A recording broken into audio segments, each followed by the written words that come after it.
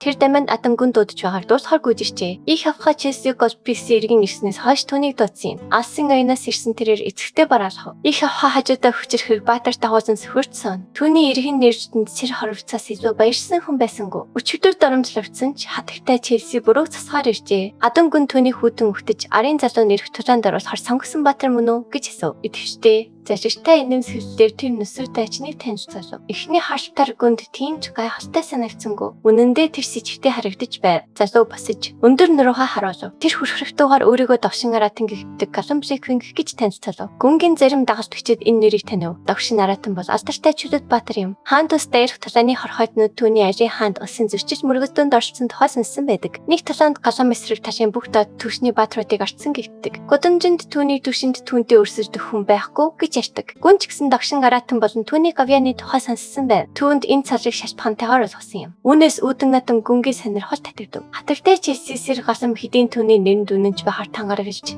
ирэх тулаанд орцохоор зөвшөөрснийг бахалтайгаар зарцав. Энэ залуу тэдний Майк Лаймзмын асуудлын хариулт болно. Гэдэгт тэр маш их төвчтэй байлаа. Нэр хүндийн хувьд сэр галам илүү том нэр байж болно. Майк Лаймзм хараахан төлөвшөж байгаа бол Довшин Аратан хэдийн бүрэлдэхүүн тогтжээ. Хэдэн өдрийн өмнө бас энэ сайхан мэдээ байх байсан ч сэр галамын юуст одоо толгойн өвчин болов. Хатагтай Челсид эцэг нь эргэлдэж байгааг харахад таалагдсангүй. Тайлан болгон Атамгүн гол PC-ийн төлөөлөгчөөр сонгосон залууга танилцуулав. Сивтэми хагс нь яг цагтаа ирж аврага цацруулан бүдийг алмаар орлоо. Мэдээж хатагтай Челсид энэ шинэ мэдээ огт таалагдсангүй. Тэр аян замд явж байсан юм. Бүхэл бүтэн сарын турш гүнгийн хэрэгэмтнийг ялуулахын тулд хамаг хүчээр хичээсэн ч түүний сургагүйгээр оронтоо хэдийн дүрснийг мэднэ. Сэтгэвшин цочролд орсон тэрээр аваасаа төлөөлөгчийг өөрийн сонгосон хүнээр сольж энэ алдааг засахгүйгүй. Гүн төвийг савсан байр суурьтай байж санал болгосон зүйлийг нь бодолцож үзэхээ амлав. Аав нь шууд дэмжихгүй болохоор хатагтай Челси аш харгаж эхлэв. Тэрээр урд нь Дамин Хагсан гэх нэрийг сонсож ч байгаагүй аж. Тэрээр хинч биш нэгнээс илүү асар их амжилт гаргасан нэгнийг сонгох нь зөв ёсны хэрэг гэж бодно. Дамин туслах дүрмэд аашлах нь огтхон ч таалагдсангүй. Нөгөө талд Сэргомбжиквинг түүнийг тодорхой басан жилснүүдээр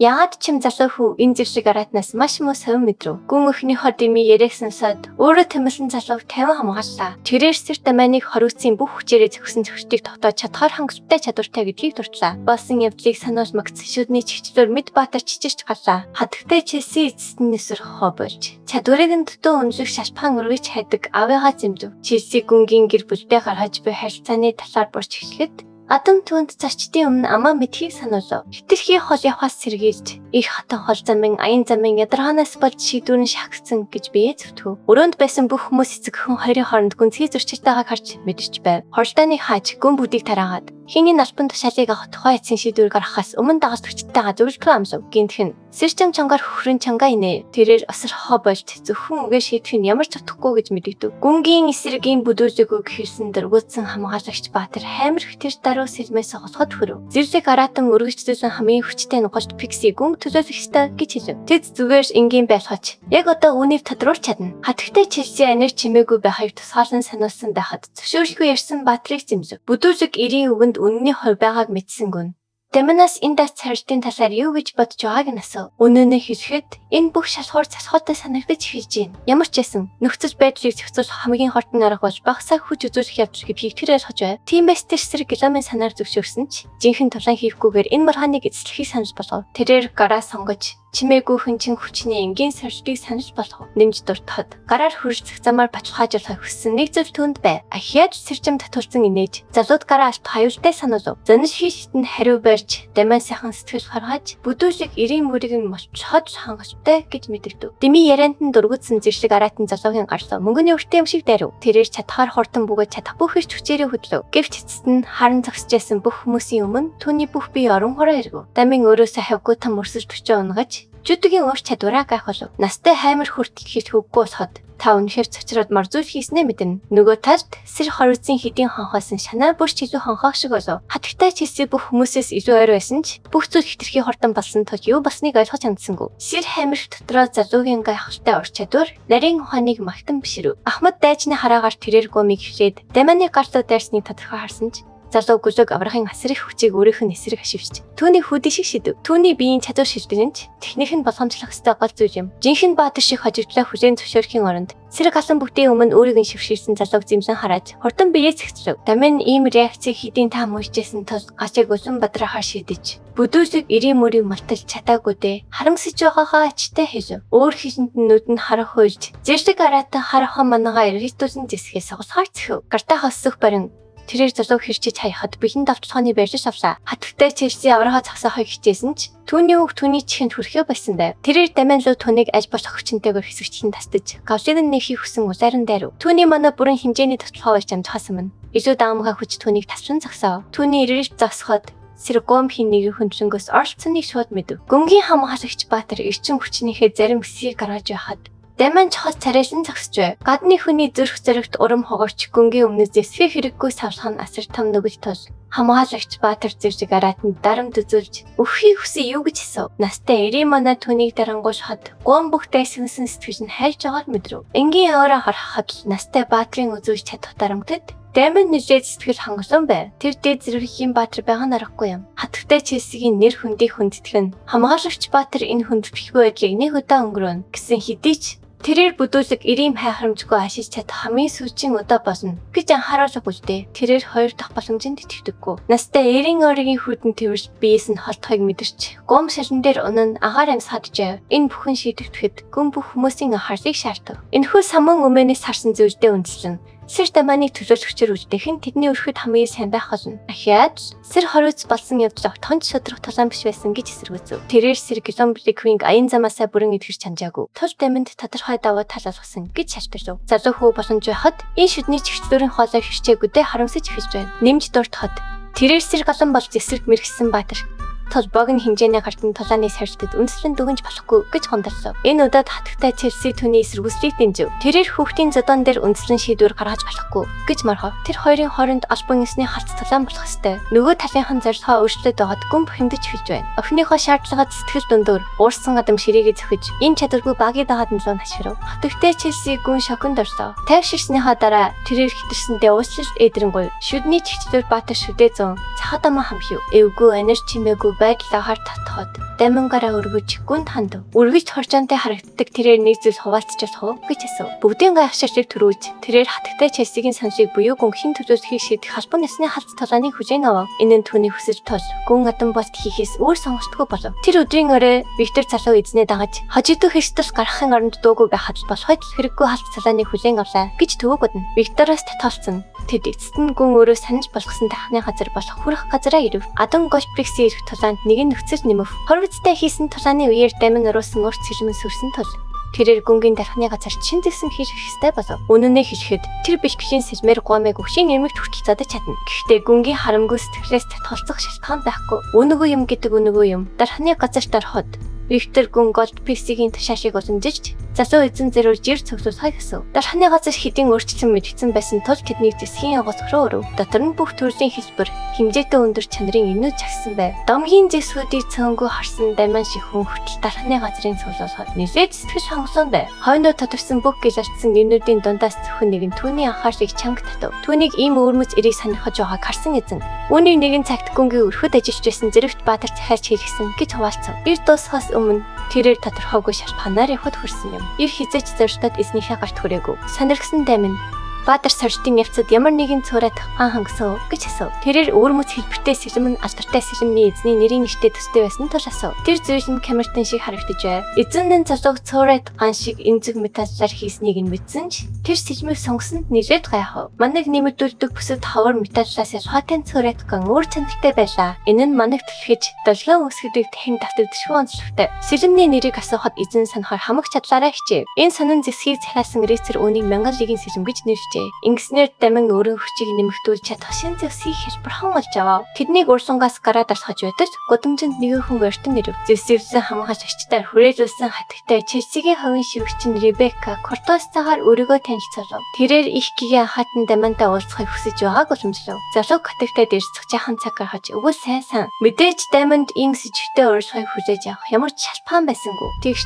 Ребекка их гигээ анхаатанд бодож байгаагаас нь ч олон хөзөр байгааг онцлов. Ярилцаад үзүүж түнд тустай байж магадгүй юм. Тэр Челси охин түүнийг ямар ч хамаагүй аргаар өөрийн талдаа татахыг хичээх нь тодорхой. Даминд тодруулах хэдэн зүйл байсан тул дагаж тахахаар шийдэв. Ингээд Ребекка замыг зааж тэд эцэст нь их гэгэн хайтан өөрөө ирэхдэг зовён газарт хүрэв. Энэ нь зөвхөн язгууртнуудын захиалгыг авдаг дээд зэвсгийн газар байлаа. Хатвтай Челси зөвхөн ганцаарчлан ярьцахын тулд бүтэн өдрөөр нь солиулсан тул энэ уулзалт маш чухал болохыг Ребекка онцлоо. Сэжигтэй шивгчин гоёмсох халахыг нээж залууг орохыг шаардав. Их гэгэн хатан дотор хүлээж байлаа. Үнэн дээр энэ хатагтай түүнийг тоглоомоос гаргахын тулд ямар санаж тавихэр тэр нэлээд сонирхож байр. Тусгай өрөөнд ормогц түүний мэдрэхүйг нойрсож хүнээр тавтарч гарав. Хатагтай Челси ширээн дээрх ирсэн цагийг харангаа өөртөө хондогоо виногоо ягасав. Тэрээр өвдөстэй инэн сүлжээр даминыг хамт сухыг боров. Агаарт тэр яхан зүйл ганц л үнэрлэхэд та нарын зарим нь тэр дархнаа бууж өгөх байсан биз. Энэ уулзалтын сэжигтэй гадарсан ч тэрээр сууж хатагтайгаас шууд юу гэж байгааг нь асуув. Хатагтай шууд хэрэг ажил ярихын оронд эхлээд хамтдаа хооллохыг төлөв. Цагаа өрхийг хүсээгүй тэрээр саналаа шууд ширээн дээр тавихыг шаардав. Залуу шаардсан тул хатагтай буулт хийжээ. Хатагтай Челсид ганцхан хүсэлт байв. Мэдээж энэ нь дамианыг гэр бүлийн төлөөсөгчийн судлаасаа татгалзах явц байв. Залуу хатагтайг өөрийн аврахын ялах боломжид итгэхгүй байна гэж буруутгасан ч хатагтай сэрэг Исламыг ясна гэдэгт бүрэн итгэвчтэй байгаагаа 50 тайлбарсав. Тэр ердөө тэр эрийн хүчийг Маркус 8 дахь өрхтийг хийх жинхэнэ талаан зэрүүлж нөөцлөхийг хүссэн. Ямар ч удахгүй талаанаас болоод бэртчгүй үнэхээр төвхтэй үздэй. Хилэлцээ хийхийн тулд Дамин ийм том хүсэлтийг хүлээж авснаар юу хочхыг асуув. Хатагтай Челси ердөө хүссэн үнэ хийлгэж хариулв. Түүний хүссэн бүх зүйл боломжтой байлаа. Тэр залуу мөнгө аспирнэр эсвэл бусад эд материалын зүйл сэтгэл чадах хөдөөний язгууртан гэж харжээ. Энэ охин дээрэнгүү зан басан жилсэн хамтлагаанаа хоёр чичээсэнгүү. Түүнийг даган баясаар Дамин тэр бүх зүйлийг хэрц цагаас өөрөө авч чадна гэж маргав. Тэрээр одоохондоо энэ сайн зам шиг харагдаж болох ч ирээдүйн их цагтаа сайн харилцаатай байсан дээ биш үү гэж хариулв. Ярианы турш Челсигийн харц илсэн цаг руу гүгээд байлаа. Тэр саналаа хэлв. Хэрв Дамин үүнийг зөвшөөрөх бол шууд хэрцэг рүү очиж татгалзах тухайга ярих хэрэгтэй. Элсэн цагийн сүрчийн ширхэг өнөмт сэтгэл татамаагаар олон өтгөрч тэр залууд гэр бүлийн төлөөлөгчөөс татгалзахыг тушаа. Дамин биеэр нь бүлийн мэдрэмж цачраар бүрхэн авахыг мэдрэв. Өөрийг нь шид занд оруулах гэсэн ерөхийн оролцоо татхан оронд тэр саналаас эрс татгалзав. Сэмхийн хийсэн мэхэн бүтэн гэж бодсон хатагтай Челси шаардлагыг хөдөөний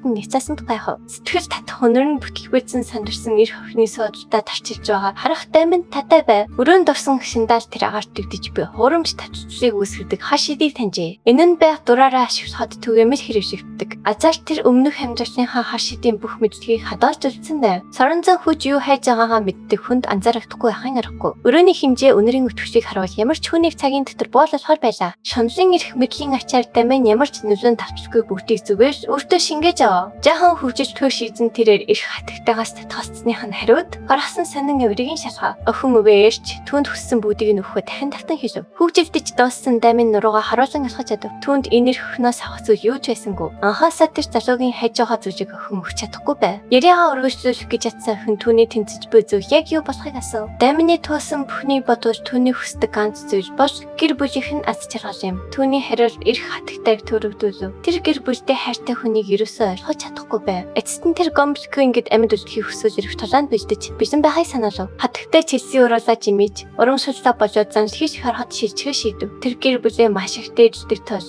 хэн байдлыг эргүүлж Даминыг өгөнд орохгүй бол гэр бүлд нь маш муу зүйл хийн гэж санаалав. Тэр хогн залуугийн гэрийг бүрэн сүрүүлж ач холбогдолгүй гэр бүлийг газрын зургаас бүрмөсөн арч хүмүүсийг явуулна гэж тангараглав. Ярьцсан амнаасаа сүүчийн зун шихэллээ бүрэн гаргахаас өмнө хатагтай Челсигийн бие ширээ мөрөхөд түүний амьсгалын замыг бараг бицлах чанга шахалт хүзүүг нь бож байгааг мэдэв. Ийм аюултай байдалтайсан ч тэр ихэмсэг заримж хөдөөний залуу түнд гараа хүрэх зүрх гарсан дарамжлалсан мэт аашлалав. Тэр өөрийг нь тавихыг шаардсан ч хуучин өвчин Рицарын гэр бүлийг занж хэрэг тэнэгээс хом хийсэн юм. Өрөөндөх шууганы сансаад хатагтай Челсигийн хамгаалагчид гүйж орж ирэв. Тэд хатагтайдаа аюул занж хийж зөрхилсэн хөг зарцахад бижин дэсгээ хурдан соглов. Дамин нөр хилэнгээ барьж заван шулмыг шидэж архив. Нүд эрмхийн зөөртөг ширээнээс хотгоо авч хамгаалагчдыг гинтдүүлэн нэг цогтоор хоолойг нь зүсв. Хөзөөнийхин шархнаас цосгоо жижигшгэд хамгаалагчид ямар нэг зүйл буруутж байгааг анзаархад ганц хором зарцаалав. Тэд сандарч мөхлийн шархаа барин байхад Дамин гарц руу алхав. Тэр тэдний гүрээний суцыг баг зэрэг хитсэн байв. Хэрэг тэд шархандаа хугацаанд нь энэ төрхөөр амьд үлдэж чадна. Энэ хэрэггүй амтан болох Челси голт PC-ийн хувьд Даминд одоо энд толгойг нь тасах шиг татаа зүйл байхгүй ч тэр биеэ барихаар шийдэв. Энгийн хүчирхэлэл хэрэгшин түүний тэнэглэл хитрхи өршөнгөө шийдвэж болно. Тэр сэтгэл хөдлөлөөрөө яллагч болохын оронд маш харин ирээдүйд түүний хувьд бүх юм ямар амар болохыг дэрэгт нь харж байгааг илүүд үзв. Тэр амьсгаагаа авах гэж хичээж хамгаалагчид нь алхуур засалж яхад түүний шивгчийн Ребекка өрөөнд орж ирэв. Тэр дараатай хурдан тасалж Түүний зүгээр байгааг шалгав. Энэ хүн дүүжид байх ёстой. Тэр Дамианы дөнгөж сая унагсан бүх санаажийг сонссонгүй. Тэрний оронд цусжуурсан өшөөгөө авахад анхаарлаа хандууж байлаа. Тэр хамаг чадлаараа Мустанг Фьюри гэх нэрийг хашгирав. Ийм сүртэй нэр энэ цанхоор банш шиг эрт хамаардаг аж. Би алуурчин эсвэл тиймэрхүү нэгний хүлээж байтал хатагтай Челси басан явдлын төлөө Мустангийг загинж харав. Түүнд сэтгэж татах хүнээр өөрчлөгдөхгүй гэж амласан боловч Даймон Хагсанд нөлөөсөнгүй. Мустанг тэр хүүг хар шидэн төрөлхийн төсвөртэй хүмүүсийн нэг байх гэж таржав. Их гигэн хатан шартыг тооцохыг төвчдөггүй нэг нь. Тэр өөрөг нь ийм ич хүртэй байж дороосныхан төлөө Мустангийг задаж гарав. Гомблекрингийн хорт өнөөдөр болсон бүх зүйлийн дараа тайвширх хэрэгтэй гэж хэлээд хамгийн сүүлд Оошин газар таригджээ. Шийдвэрлэх тулааны өмнөх шин түүний авраг сектор хажуугаа сонсоод Челсигийн бухимдал олон бүр төрөв. Тэр хамгийн сүүлчийн удаа Мустангаас тэдний аратан тэр хокин хүүг ярьж чадах уу гэж асуув. Мэдээж Мустанг Фьюри гомыг батлав. Ямар тач тэр залуу Юланы бахар хаштай. Тэр ирээс илүү хар шидэнд авиастаар эцэр хизээч байгаагүй. Мустанг асуув. Хатвтайгаас жаахан хүлээстэй байхайгүй. Юусэн түнд Аспен Песигийн сангийн ямны хэрэгэм зэргийг өгөхийн тулд төгсгөний цаанд шургаж ирж байна. Тэрээр амлалтаа биелүүлжгүй бол Мустанг болон Юусны бүх хүнийг асна гэж занш хийв. Энэ охинд өөр хийж чадах зүйл байхгүй бололтой. Тэрээр тэрс үзэж байгууллагатай хувилж байгаагаа эш дээрсэж хаад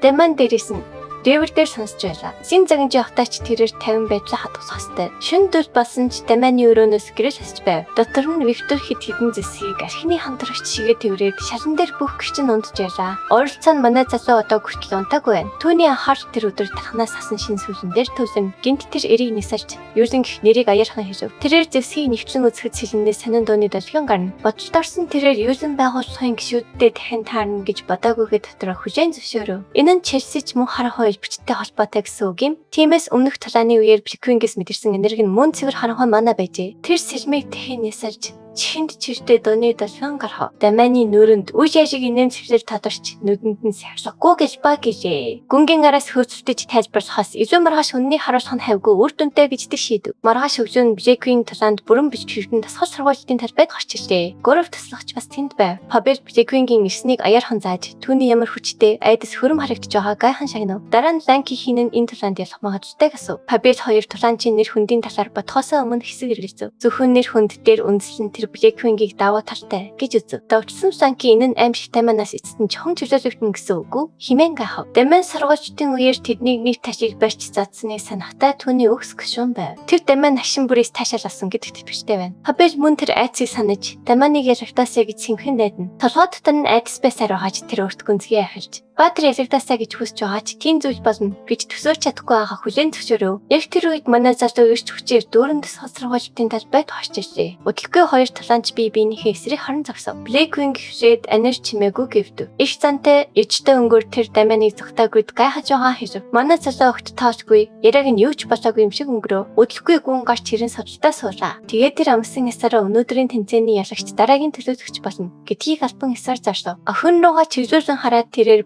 хүн үр дүн хүндэтгэлтэйгээр хүлээн авна гэж найдаж байгаагаа чангаар хэлв. Челси түүнийг зүгээр л харж дайчин нэрх хөстэй гэдэгт бүрэн итгэвчтэй байв. Гүн анхаарч жижиг цагаан даваа шидэж тулааныг албан ясаар эхлүүлв. Блэквинг шууд хоёр сүх гаргаж ирв. Тэр тэднийг агаарч юуч болоогүй юм шиг эргүүлсэн Даман руу итгэвчтэйгээр алхав. Дамангийн тулааныг зөвшөөрсөн түүний амьдарсан хамгийн том алдаа гэж тэр үнэхээр бодож байв. Хоёр сүхээ чанга атхан тэр тулааны байрлалд орж ягаад түүнийг зэрлэг аратан гэж нэвшдийг бүгдэд харуулах гэж байгаагаа зарлав. Манай түүний биеэр бэлхэж тэр бүх хурдаараа урагш тавтлав. Түүний төвчлөгөө аль ч секундэд бохот бэлэн байсан ч манай залуу түн 50 байв. Дараа нь тэр сэлмээ өргөн эрийг нь нисаж өнгөрсөн шөнө гаргасан дууны долгионоо дахин гаргав. Долгионууд Блэквингийн сүх рүү шууд очиж тасв. Цацсан залуу шууд цохилтоос зайлсхийхийн тулд тохирсон ч давталгааны хүч түүнийг хойш төрөв. Гайхсан ганц хүн нь тэр байсангүй. Челси болон түүний шивгчийн итгэж ядан ширтэн. Бүр гүн хүртэж техникийн сонин байгааг хийж гайхаж хүлээж авав. Жил ямар нэг зүйлийг таньсан мэт анхаартай ажиллах болооч дуугүй байв. Бүгдийн өмнө бүрэн доромжлогдсон мэт санагдсан Блэквинг тэхэн давтлаа.